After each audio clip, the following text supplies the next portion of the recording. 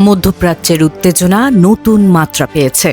Iran থেকে ছোড়া একাধিক ক্ষেপণাস্ত্র হামলার ফলে ইসরায়েল এর বিভিন্ন শহরে সতর্ক সংকেত বা সাইরেন বেজে উঠেছে।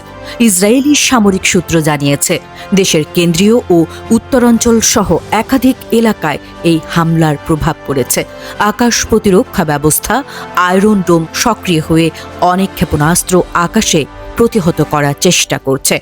স্থানীয় গণমাধ্যম বলছে, কিছু এলাকায় বিস্ফোরণের শব্দ শোনা গেছে এবং জরুরি সেবা দল সম্ভাব্য ক্ষয়ক্ষতির স্থানগুলোতে কাজ শুরু করেছে।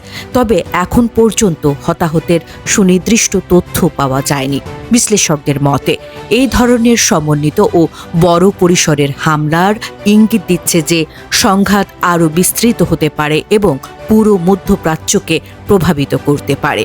পর্যবেক্ষকদের মতে, পাল্টাপাল্টি হামলার এই ধারা অব্যাহত থাকলে পরিস্থিতি আরও ভয়াবহ রূপ নিতে পারে। আরও আপডেট পেতে সাবস্ক্রাইব করুন পালস নিউজ 360।